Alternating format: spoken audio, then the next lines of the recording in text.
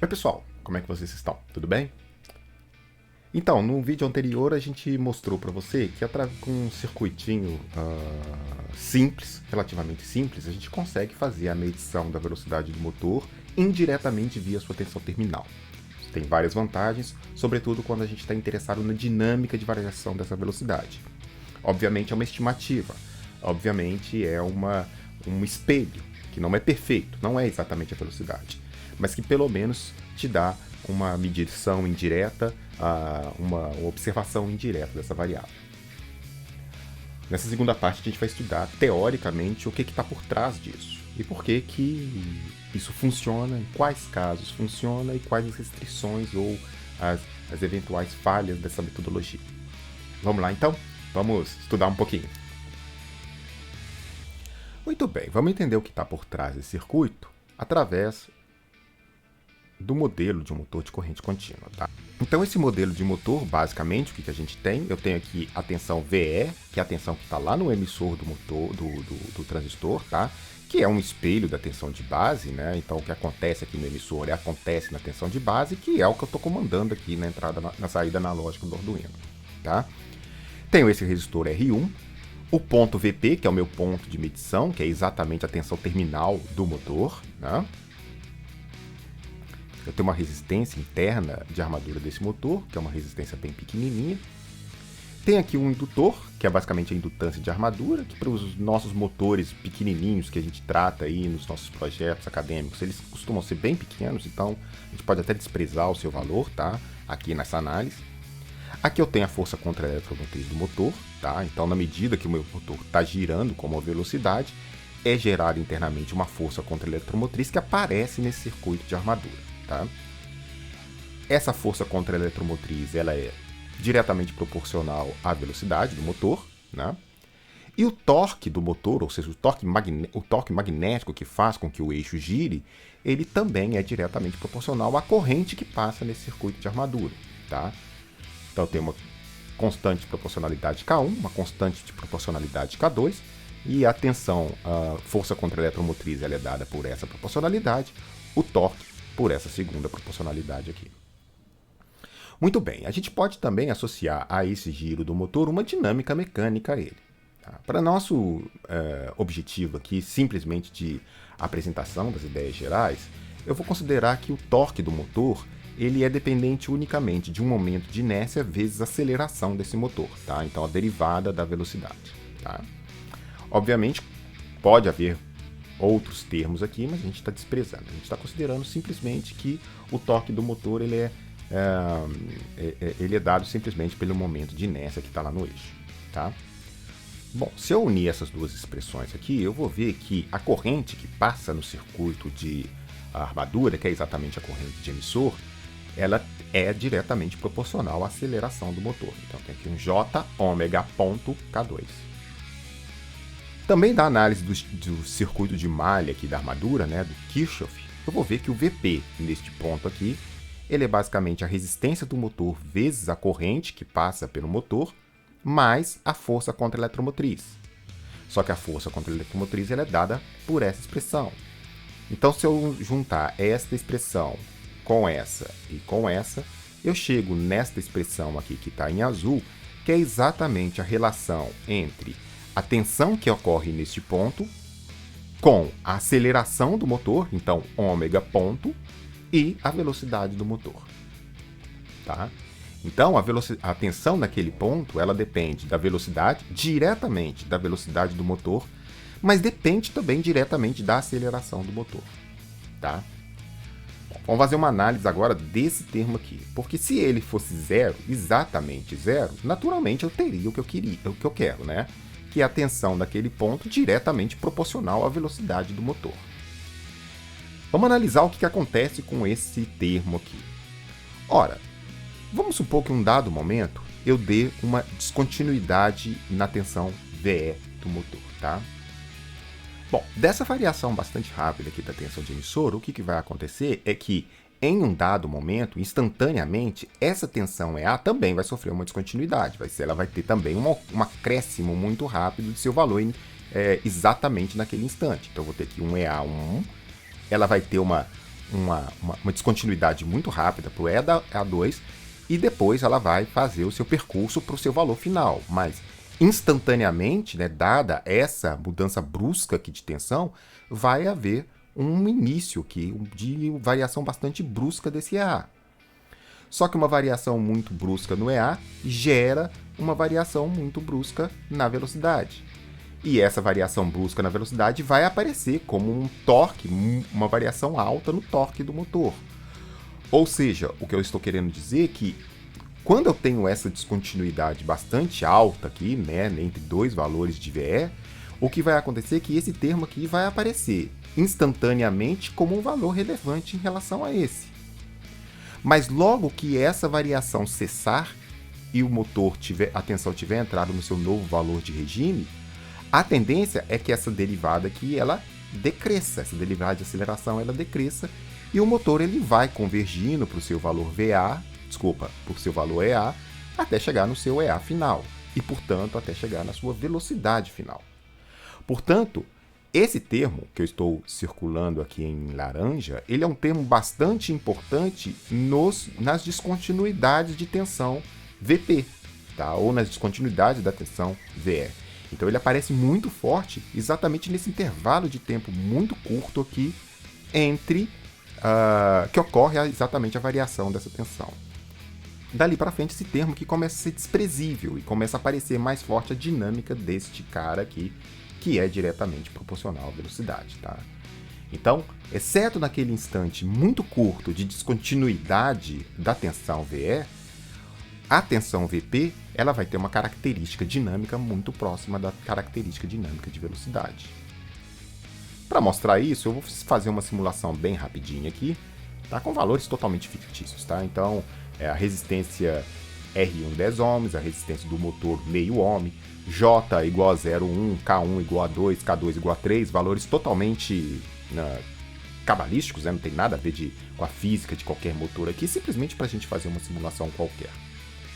Eu vou fazer aqui uma variação da tensão VE, então estou colocando aqui uma tensão VE, uma descontinuidade dela, tá? Uma tensão integral, né? Ela varia muito rapidamente de um valor para outro, e eu vou ver aqui, fazendo uma simulação daquelas equações lá, qual que é o perfil da velocidade, qual que é o perfil de VP. Bom, para esses números eu tenho esse resultado aí, tá? A curva azul é exatamente a curva de velocidade do motor, e a curva laranja é a curva de tensão naquele ponto, tá? Então isso aqui é a resposta da tensão e a resposta da velocidade com relação àquele circuito quando eu dou um degrau nele. Você vai observar que aqui bem no comecinho, né? Que bem no comecinho da curva aparece aquele efeito que eu estou dizendo para vocês, olha só.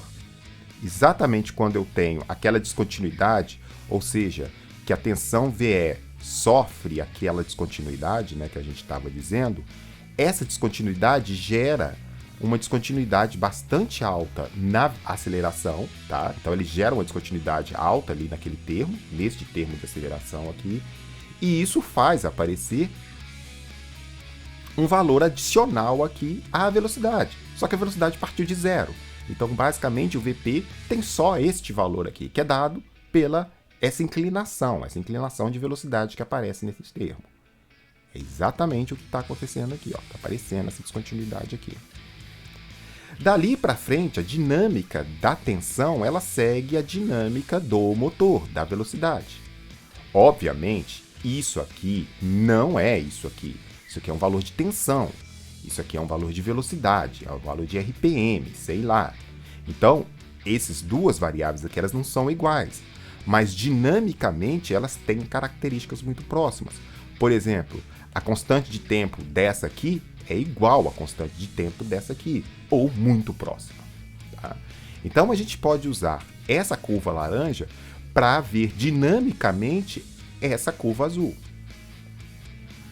Bom, nessa parte 2, né, a gente vai partir de novo do meu circuito aqui do motor, tá? Só que eu vou redesenhar esse circuito por meio de um diagrama de blocos, tá? Então, basicamente, o que eu tenho aqui a tensão do emissor, tá? Ou a tensão que está ali na saída do emissor. Tenho aqui a tensão, a força contra-eletromotriz, que vem do motor. Essa tensão menos essa vai dar origem à corrente, né? Então, a diferença entre essas duas tensões, ela vai ser exatamente sobre a resistência dessa malha à corrente, né? Então, eu vou ter aqui 1 sobre R1 Rm, tenho a corrente. Essa corrente multiplicada pela constante K2 dá o torque. Esse torque compensado pelo momento de inércia dá a aceleração do motor, que integrado, 1 sobre S, dá a velocidade do motor. E a velocidade do motor, vezes uma constante K1, dá origem à força contra-eletromotriz. Bom, aí nesse caso, o que a gente faz? Eu estou tentando pegar a VP, né, então a tensão naquele ponto, e a gente já viu, por aquela expressão anterior, que a tensão...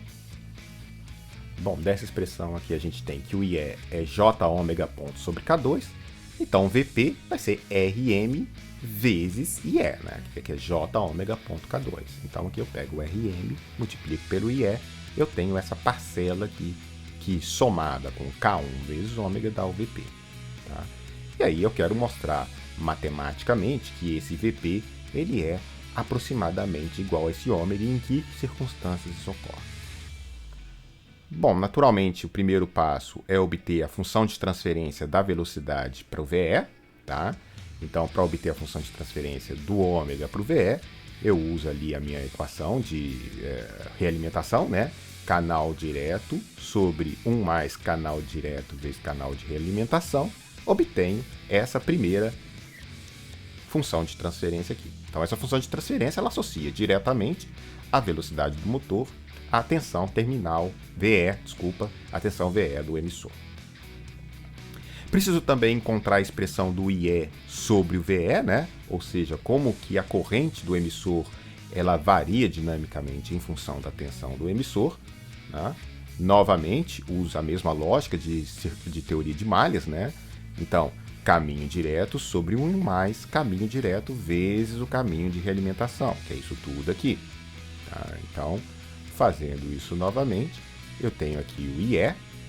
Note que vai aparecer um S aqui no numerador, ou seja, a relação entre o IE e o VE tem um termo de derivada, né? Tem um termo em S aqui no numerador. Também obtenho o EA sobre o VE, porque eu vou precisar disso para eu fazer a conta aqui, né? Que nesse caso vai dar essa expressão aqui. Tá? Então, o EA pelo VE dá essa expressão. E aí eu tenho agora todas as expressões. A expressão da velocidade do motor em relação à tensão do emissor, a expressão da corrente do motor de emissor com relação à velocidade de emissor, né? E tenho também a tensão EA, ou força contra-eletromotriz, em relação à tensão do emissor. Usando essas duas expressões, essa e essa, na expressão do VP, que é basicamente o Rm vezes o IE mais o EA, eu chego então na expressão do VP em relação à tensão de emissor. E aí eu tenho essa expressão final aqui, tá? Que é simplesmente a soma daquelas duas ali, tendo o VE em evidência. Tal 1 é RmJ sobre K1, K2. Tal 2 é JRm mais R1 mais Rm, K1 vezes K2. Note o seguinte, se o R1 é muito maior que o Rm, note que isso faz muito sentido. Para os nossos motores pequenininhos, né, nesses de projeto, essa resistência Rm do motor aqui é bem baixa. É menor que 1 ohm, certamente. Tá? Enquanto esse R1 aqui, a gente também não pode colocar um valor baixo demais, tá? Porque senão a gente não mede tensão nenhuma. Então, por exemplo, se eu venho aqui e coloco 10 ohms, né, e esse valor aqui é, por exemplo, meio ohm, né, como foi no nosso exemplo lá, a diferença deles é muito grande, né, de uma ordem de grandeza pelo menos. Então, se o R1 é muito maior que o Rm, o que vai acontecer é que o tal 2 ele vai ser muito maior que o tal 1. Note que a diferença entre eles é exatamente esse termo aqui, tá? Muito bem, mas note que se o R1 é muito maior que o Rm, isso vai implicar que o tal 2 ele é muito maior que o tal 1. ok? Só que na expressão anterior a gente tem um zero e um polo. E o zero associado ao sistema tá tal 1s mais 1, enquanto o polo tal 2s mais 1. Ou seja, se o tal 2 é muito maior que o tal 1, o polo é dominante sobre o zero. Ou seja, o zero ele vai ter sim uma ação de duração menor, uma duração mais instantânea, enquanto o polo ele vai persistir por mais tempo. E isso vai naturalmente mostrar o resultado para a gente, que é o que a gente está vendo. Ou seja, não é que esse tal 1 ele não afeta a resposta. Afeta, claro que afeta. Só que, do ponto de vista da resposta global, a dinâmica do polo individualmente ela é muito destacada em relação à dinâmica do zero e do polo. Portanto, a gente pode considerar que o sistema ele atua apenas por meio do polo, e aí a gente chega na nossa simplificação, né? E esta expressão, ela, se você olhar lá em cima, ela é aproximadamente a expressão do ômega pelo VE, note aqui, né? Então, a gente consegue dizer que a relação entre VP e VE é aproximadamente igual à relação entre ômega e VE, salvo, naturalmente, constantes nas relações, né? Eventualmente uma constante aqui qualquer, né, que faz a relação entre as duas coisas e que vem da calibração do meu sistema. Tá? Então, a conclusão é que o VP nesta configuração é uma aproximação, é um espelho do ômega t. Tá? E isso explica por que dinamicamente a gente consegue ver as duas coisas. Por exemplo, esse tal que aparece aqui, ele é aproximadamente o mesmo tal que aparece na medida do VP. E a única diferença entre eles é essa parte inicial aqui, que é dada exatamente pela ação quase instantânea desse tal 1 aqui, tá?